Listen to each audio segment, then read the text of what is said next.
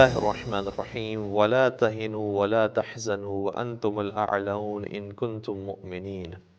اللہ تعالیٰ کے احکامات کی بجاوری میں سستی نہ کریں، اپنے ساتھ پیش آنے والے حادثات پر غمگین نہ ہوں۔ اگر آپ مؤمن ہیں تو آپ برتر ہیں۔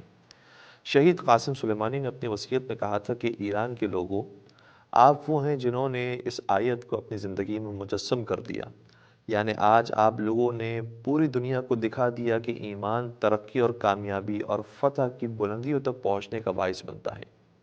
مختلف شعبوں میں آپ کی شاندار ترقی نے دنیا کو حیران کر دیا ہے، لیکن ساتھ ہی ایک سوال یہ بھی پیدا ہوتا ہے کہ ہمیں بعض معاملات میں مسائل یا ناکامیوں کا سامنا کیوں کرنا پڑ رہا ہے؟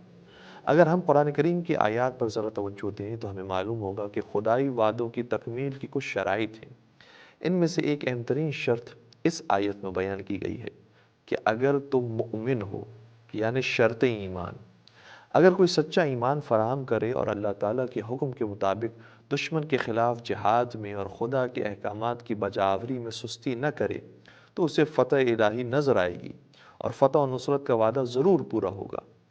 اسی طرح اگر ہمارے ایمان میں کوئی خرابی ہوگی اور ہم سستی دکھائیں گے تو ہمیں مشکلات کا سامنا کرنا پڑ سکتا ہے اور ہماری امیدیں ختم ہو سکتی ہیں۔ یہ قرآنی احکامات سے گریز کی وجہ سے ہے۔ اگر ہم ایمانی قوم بن جائیں اور ولی خدا کا ساتھ دیں تو ضرور کامیابی ہمارے قدم چومے گی۔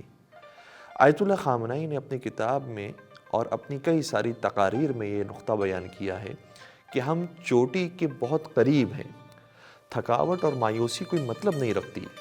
یہ قرآن کا فیصلہ ہے کہ اگر ایمان ہو تو کسی کو کمزور اور تھکا ہوا افسردہ ہونے کا حق نہیں ہے۔ مولا متقیان نے اہل کوفہ کو مخاطب کرتے ہوئے ایک مرتبہ فرمایا تھا کہ ہم رسول اللہ کے زمانے میں ہونے والی جنگوں میں بعض اوقات اپنے مد مقابل آنے والے رشتہ داروں کو قتل کرتے تھے۔ یہ مسئلہ صرف ایمان محکم اور تسلیم محض کے بعد ہی حاصل ہو سکتا ہے، اور یہ مزید ہمیں رائے راست پر چلنے اور دشمن کے خلاف جہاد میں صبر و تحمل کرنے پر ابھارتا تھا۔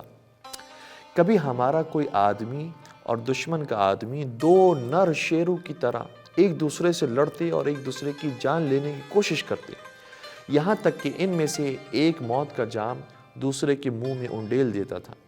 کبھی ہم دشمن پر فتح یاب ہوتے تھے اور کبھی دشمن ہم پر مسلط ہو جاتا تھا، اور جب اللہ تعالیٰ نے ہماری استقامت کو دیکھا تو ہمارے دشمنوں کو دبا دیا اور ہم پر اپنی مدد نازل کی، یہاں تک کہ اسلام اس اونٹ کی طرح مضبوط ہو گیا جو اپنا سینہ اور گردن زمین پر ٹکائے اپنی جگہ پر جم جاتا ہے۔ خدا کی قسم، اگر آج ہم تمہاری طرح رہتے تو اسلام کی بنیاد کبھی استوار نہ ہوتی اور ایمان کے درخت کی شاخیں کبھی سبز نہ ہوتی۔ میں خدا کی قسم کھا کر کہتا ہوں کہ تمہارا یہی حال رہا تو تم دودھ کے بجائے خون پیو گے۔ دنیا کے موجودہ حالات میں ہمیں یہ بھی کہنا چاہیے کہ اگر ہم قرآن کریم کی صرف اس ایک آیت پر توجہ دیں اور خدا پر سچا یقین رکھیں تو ہمیں خدائی مدد اور نصرت ضرور نظر آئے گی اور آخر کار ہمیں کامیابی حاصل ہو کر رہے گی۔ والسلام علیکم ورحمۃ اللہ وبرکاتہ۔